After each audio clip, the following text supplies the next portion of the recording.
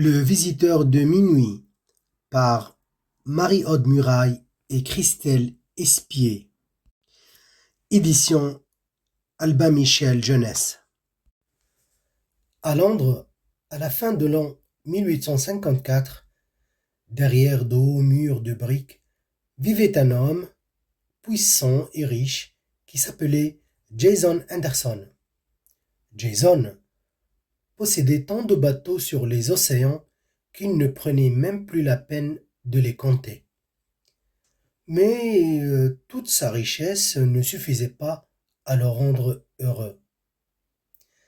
Sa femme était morte en lui laissant une fille unique de 9 ans, Béatrix. Et celle-ci était en très mauvaise santé. Le médecin avait promis que si la petite dépassait son 10e anniversaire, elle survivrait. Malheureusement, ce 10e anniversaire ne surviendrait qu'au printemps, et au dernier étage de la triste maison de briques, la petite Béatrix s'affaiblissait d'heure en heure.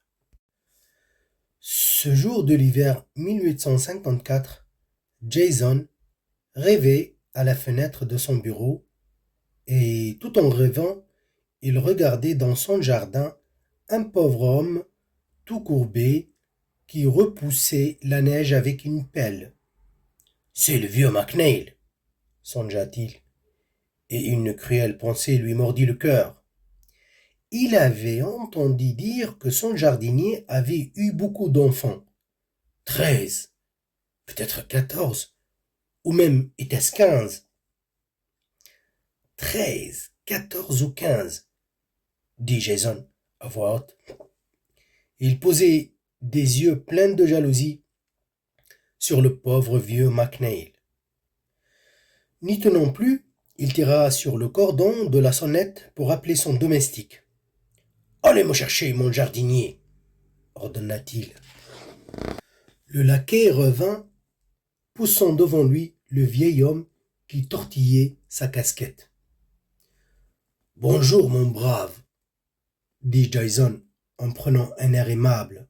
« Comment va la santé ?»« Ça va bien, monsieur.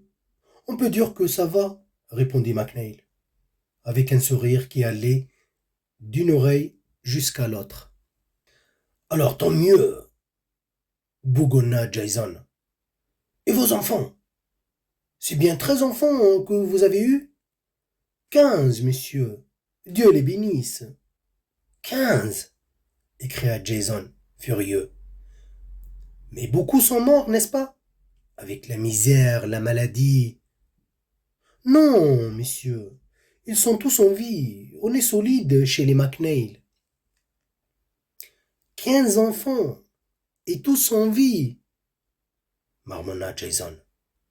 La jalousie le faisait grincer des dents, mais le vieux McNeil ne s'en apercevait pas. « Vous vivez seul depuis que votre femme est morte ?» demanda Jason. « Non, monsieur. J'ai le petit gars, Fergus, avec moi. C'est mon dernier. »« Quel âge a-t-il ?»« 9 ans, monsieur. » 9 ans, l'âge de Béatrix. Jason, plein d'espoir, murmura. « Votre Fergus est en mauvaise santé, je crois. » Le sourire du vieux McNeil se transforma en un éclat de rire ravi. « Fergus ? En mauvaise santé ? Non, monsieur. Dieu vous bénisse. Fergus est plus solide que la tour de Londres. »« Allez-vous-en » hurla Jason. C'est-à-dire, c'est bien, mon brave homme. À une autre fois. Le vieux McNeil quitta la maison de son patron en riant encore de plaisir. Fergus, en mauvaise santé. La bonne blague. Après le départ de son jardinier, M. Anderson se mit à faire les 100 pas dans son bureau, en serrant ses mains avec rage. Il marmonnait. « Cet imbécile ! Il ose avoir 15 enfants. Il ne sait seulement ni lire ni écrire. Oh, le diable ! emporte son Fergus. Oui, le diable l'emporte. On ne fait pas appel au diable en vain. Jason allait bientôt l'apprendre. Ce soir d'hiver 1854, Jason envoya son domestique prendre des nouvelles de Béatrix. Il n'avait plus le courage de monter tout en haut de la maison de briques. La vue de sa petite fille malade lui faisait trop de mal. Le domestique revint lui dire « Miss Béatrix a toujours de la fièvre, monsieur. » Alors, Jason laissa retomber ses mains vers le sol. C'était trop injuste. Il avait de l'or, de l'argent, des cales pleines de trésors. Il avait tout. Il était plus malheureux que le vieux McNeil. Le diable emporte son Fergus, répéta Jason en s'allongeant pour la nuit. Quelques instants plus tard, M. Anderson entendit frapper à sa porte. Qui pouvait le visiter à une heure pareille? La porte s'ouvrit lentement, et un homme qu'il n'avait jamais vu s'avança vers lui. Il était drapé dans une cape noire dont la capuche dissimulait à demi son visage écarlate. « Que me voulez-vous? Qui êtes-vous » s'écria Jason. Le visiteur découvrit des dents pointues dans un méchant sourire. « Tu es bizarre. Tu viens de m'appeler et tu demandes qui je suis. » Jason articula « Le diable !» mais aucun son ne sortit de ses lèvres. « Pour te servir, » répondit le diable. « Je t'ai écouté aujourd'hui quand tu parlais avec le vieux McNeil. Et j'ai eu une idée. » « Quelle idée ?»« Une idée diabolique, bien sûr. Tu veux garder ta fille en vie ? » ?»« Oui. »« Tu es prêt à tout pour cela ?» Jason n'hésita qu'une seconde, il dit encore « Oui !» Le diable se pencha vers Jason et lui souffla son haleine brûlante au visage. « Tu vas faire venir le petit Fergus sous ton toit. Tu lui diras de distraire ta fille.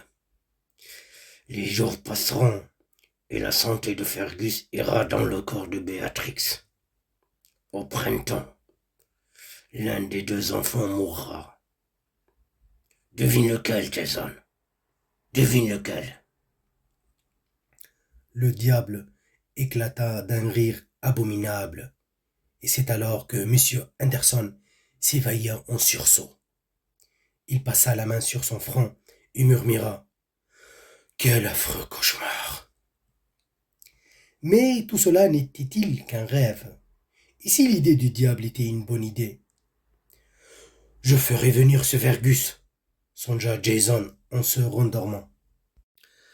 Le gars Fergus était loin de se douter qu'il occupait les pensées du puissant M. Anderson. Fergus était un joyeux garnement avec une tignasse rousse, des yeux clairs et les joues toujours sales. Si son père avait fait ce que lui conseillaient les voisins, il aurait vendu son fils à un ramoneur. Mais le vieux McNeil aimait son fils. Il avait décidé qu'il serait un savant et qu'il serait le premier de la famille à pouvoir écrire son nom. Et il l'écrira en entier, ajoutait le brave jardinier, Fergus Edmond McNeil. Pour pouvoir un jour écrire son nom en entier, Fergus allait chaque matin à l'école des demoiselles Poddle.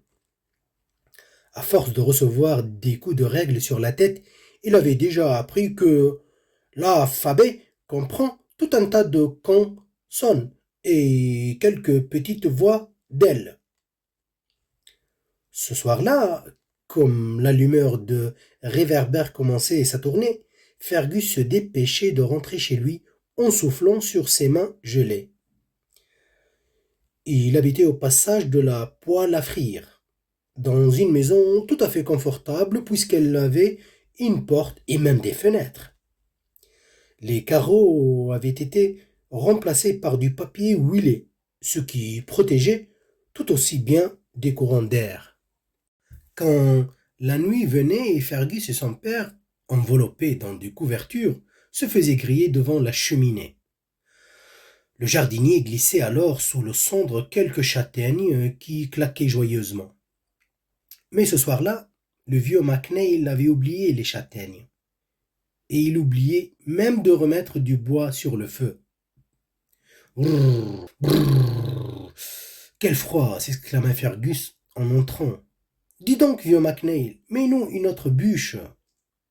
Fergus avait toujours entendu les gens appeler son père vieux McNeil, et dès qu'il avait su parler, il en avait fait autant.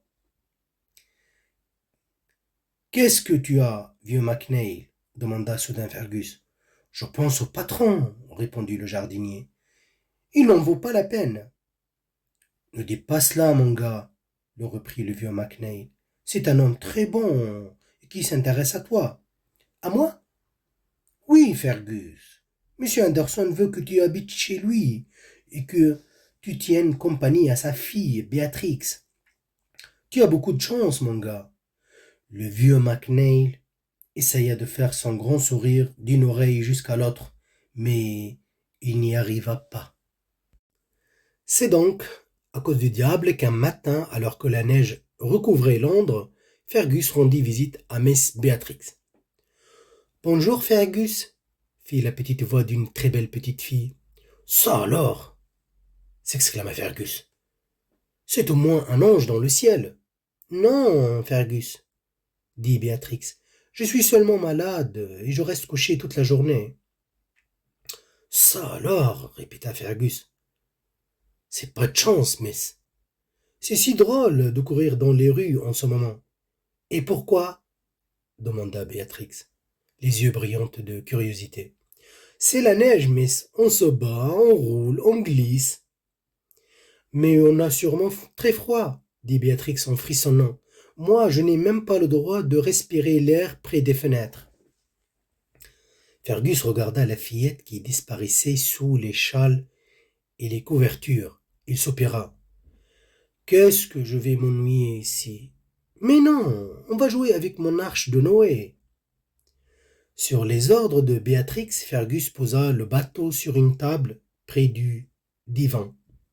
Puis il en sortit un veau qui avait l'air d'un chien, un chien qui faisait penser à un cheval, une oie qui était aussi grosse que le veau, et toutes sortes d'animaux qu'il trouva extraordinairement ressemblants.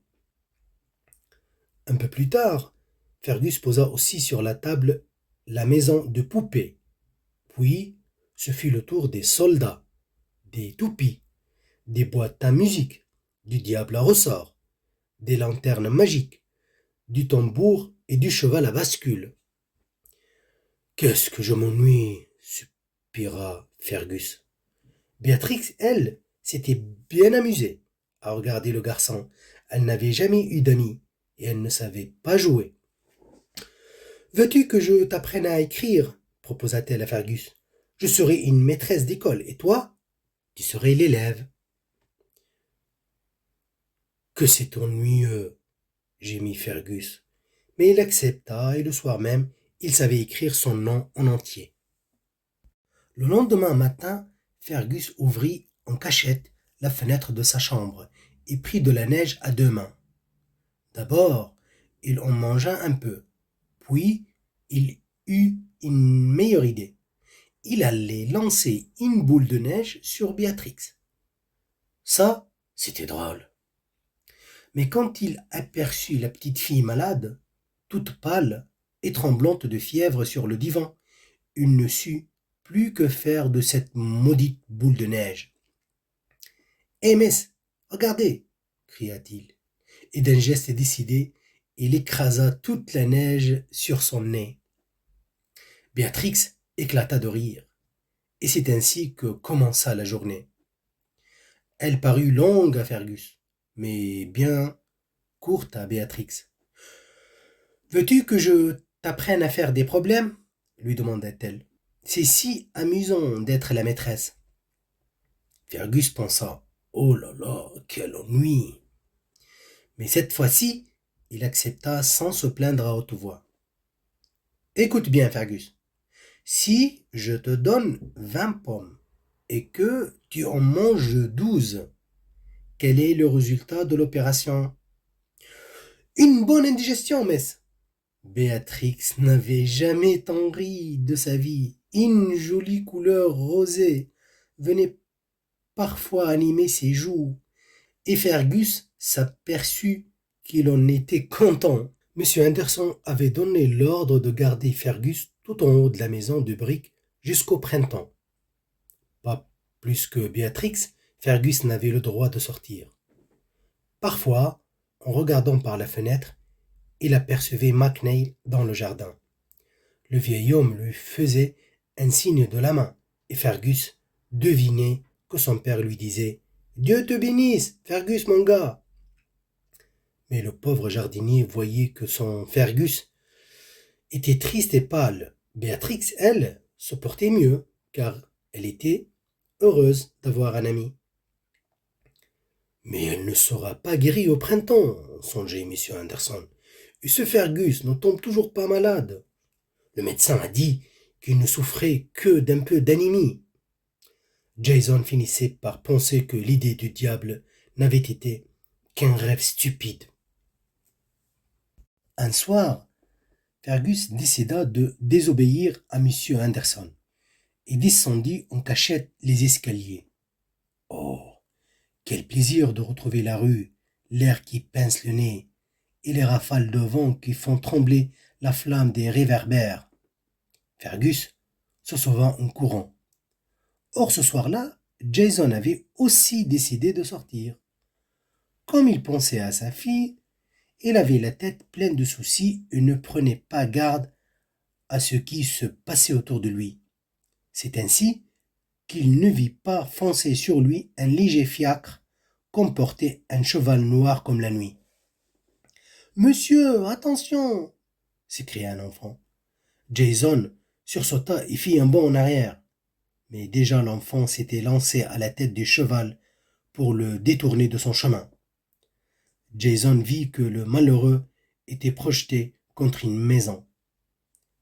Des gens s'assemblèrent aussitôt, les uns pour soutenir Jason, les autres pour relever l'enfant. « Là !» cria une femme, « il y a un chirurgien !» Dans la nuit, on apercevait en effet l'enseigne rouge du médecin. On transporta chez lui l'enfant inanimé. « Il y a peu d'espoir de le sauver, » dit le chirurgien. Alors un homme fondait la foule des curieux et s'approcha du lit où reposait le petit. C'était le vieux McNeil. Il s'écria « Fergus, mon gars !» Cette nuit-là, de l'an 1854, un homme ne dormit pas. Comme un fou, il répétait « L'idée du diable, c'était l'idée du diable, moi je ne voulais pas !» Quelques jours passèrent, M. Anderson, prétendant avoir pris froid, ne sortait plus de chez lui. Mais il ne supportait pas de voir par la fenêtre le vieux McNeil qui traînait ses pas au jardin. Il décida de voyager à Paris, à Édimbourg, à Glasgow, pour régler ses affaires et gagner de l'argent.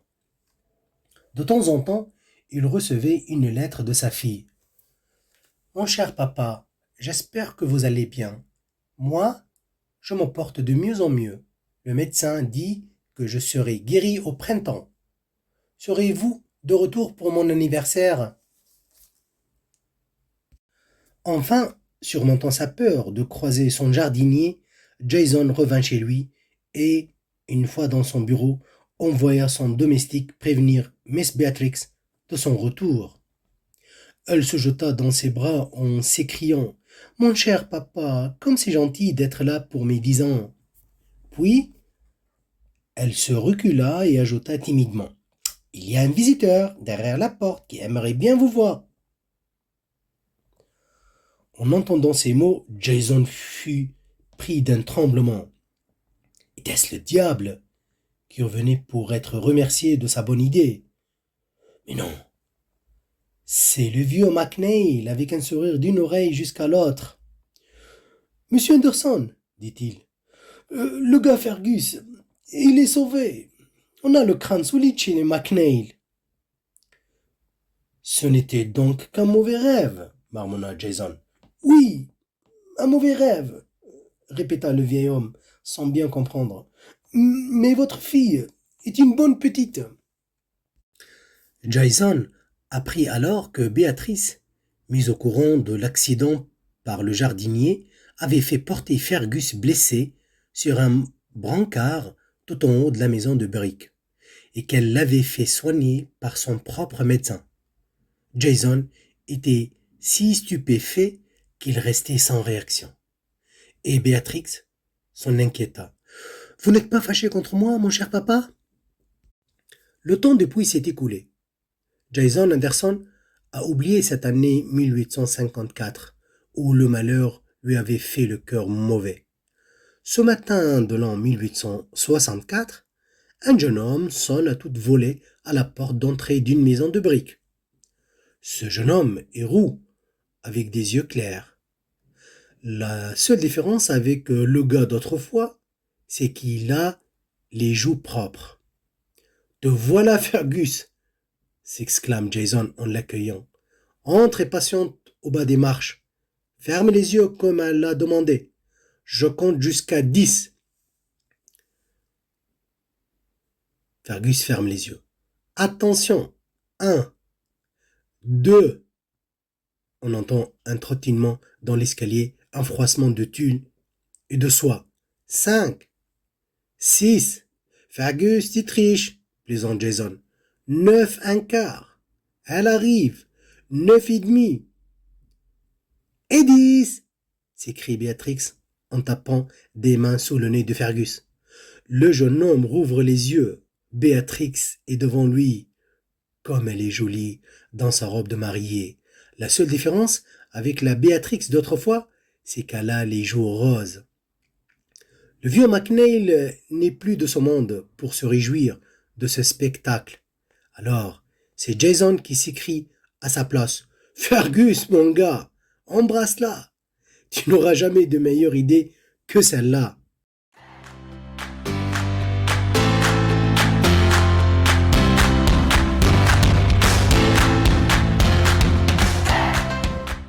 Afin de soutenir les auteurs de cette histoire, vous trouverez un lien pour l'acheter. Merci.